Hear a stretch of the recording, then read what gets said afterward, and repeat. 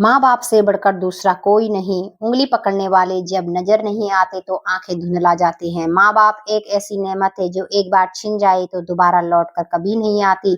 माता पिता अपने जीवन में, आपके जीवन में कितने महत्वपूर्ण है, आज इस पर आधारित कहानी में आपको सुनाऊंगी। माता पिता अपनी हर खुशी का त्याग कर अपने बच्चों की देखभाल करते हैं तथा हमेशा उनकी फिक्र करते रहते हैं। संसार में सबसे पवित्र रिश्ता माँ बाप का ही होता है। वे तो भगवान से भी बढ़कर होते हैं। आपके अपने अंतिम सांसों तक वे अपने बच्चों का ख्याल रखते हैं तथा बच्चों का भी फर्ज बनता है कि वे उनकी सेवा करें, वह उचित सम्मान करें। वे बच्चों को नया जीवन देते हैं तथा बच्चे उनके कर्ज से कभी मुक्त नहीं हो सकते। मगर आज के ज़माने के लोग माता-पिता के महत्व को भूल रहे हैं तथा उन्हें केवल आश्रित समझते हैं। कई लोग तो उन्हें लावारिस की तरह कहीं भी मंदिरों या वृद्ध आश्रम में छोड़ आते हैं। गरीब व्यक्ति में अब भी कुछ संस्कार बचे हुए हैं, मगर अमीर व्यक्ति अपने ऐशो आराम की जिंदगी व्यतीत करना चाहते हैं तथा अक्सर माता पिता को नकारते चले जाते हैं। कुछ लोग अभी अपनी पत्नियों के वशीभूत होकर माँ बाप से किनारा कर लेते हैं। यह भी देखा गया है कि जिस माँ बाप के एक से ज्यादा पुत्र होते हैं, वे माता पिता को पालने की जिम्मेदारी एक दूसरे पर डालते रहते हैं तथा अपने बूढ़े माता पिता को भटकने के लिए मजबूर कर देते हैं। बच्चे अपने माता पिता व पत्नी के बीच सामंजस्य व संतुलन बनाने में असफल हो जाते हैं तथा रिश्तों की डोर को तोड़कर तार-तार कर देते हैं। हालांकि सरकार ने बूढ़े माँ-बाप व आश्रितों के भरण-पोषण के लिए वर्ष 2007 में एक मजबूत कानून बनाकर ट्रिब्यूनल्स की स्थापना की है, मगर बूढ़े माँ-बाप शर्म व अपनी इंसानियत के कारण कोर्ट कचहरी में नहीं जाना चाहते तथा घर में तंगी का समय काट रही सब्र का प्याला ही पी-पी कर अपने प्राण त्याग देते हैं। सरकारी मुजरिमों के ऊपर तो कुछ नियंत्रण कर लिया जाता है, क्योंकि नियमों के अनुसार उनकी आचार संहिता की पालना करनी आवश्यक होती है, मगर दूसरे लोग कुछ समय तक तो बाध्य रहते हैं, मगर चंद महीनों के बाद ही अवहेलना करना शुरू कर देते हैं तथा बूढ़े माँ बाप अपनी असमर्थता के कारण अपनी हार मान लेते हैं तथा उन्हें कई प्रकार की बीमारियां लग जाती हैं। बुजुर्गों में डिमेंशिया की बीमारियां अक्सर लग जाती है, उनकी याददाश्त कमजोर हो जाती है। इसके अलावा उच्च रक्तचाप, मधुमेह, टीबी जैसी बीमारियां उन्हें घेर लेती हैं। वो जिद्दी हो जाते हैं तथा बात बात पर गुस्सा करना शुरू कर देते हैं। कुछ लोगों को तो पार्किंस जैसी नर्वस सिस्टम संबंधी बीमारियां लग जाती हैं, जो कि बढ़ती आयु के कारण होनी स्वाभाविक होती है। दूसरी तरफ बच्चे उनकी मनोवैज्ञानिक सोच का सही आंकलन नहीं करते तथा बुजुर्गों को भला बुरा कहना शुरू कर देते हैं। अकेलापन उन्हें धीरे धीरे डिप्रेशन की ओर धकेलना शुरू कर देता है। बुजुर्गों में आत्महत्या की घटनाएं दिन प्रतिदिन बढ़ती जा रही है, जो कि बच्चों की बेरुखी का ही परिणाम है। इस समय जापान की, जो कि प्रगतिशील देश है तथा जिसमें जीवन प्रत्याशा की सबसे अधिक है, मगर इसके बावजूद वहां पर भी बुजुर्गों द्वारा की जाने वाली आत्महत्या की घटनाएं सबसे अधिक है।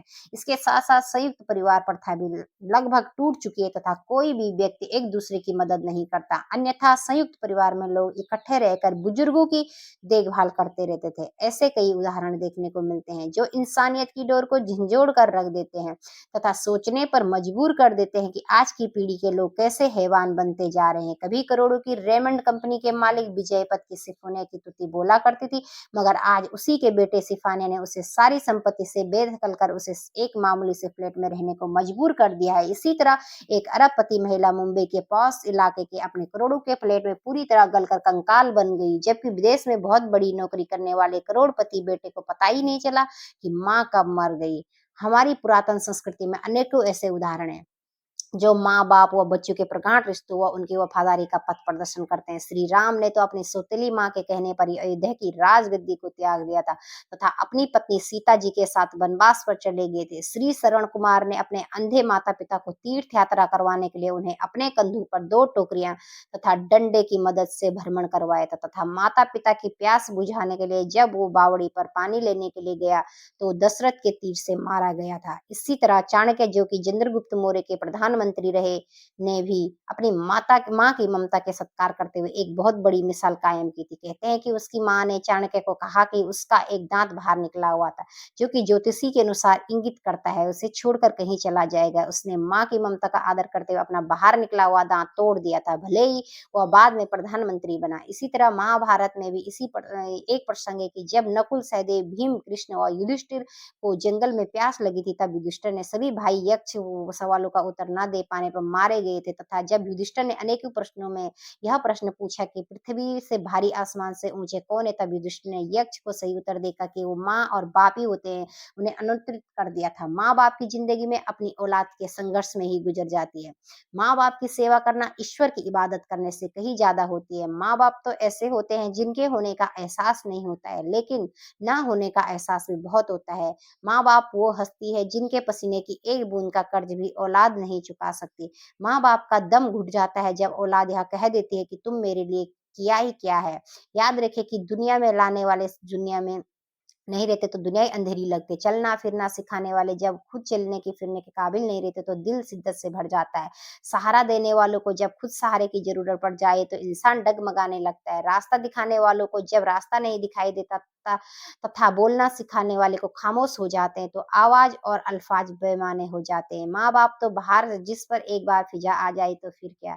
तो अगर ये कहानी आपको अच्छी लगी हो तो लाइक कीजिए, कमेंट कीजिए और शेयर कीजिए और अपने फैमिली और फ्रेंड्स के साथ शेयर कीजिए। और ऐसी इंटरेस्टिंग कहानी को सुनने के लिए बेल आइकन प्रेस जरूर कीजिएगा ताकि मेरी वीडियो सबसे पहले आप तक पहुंच सके। Thank you very much.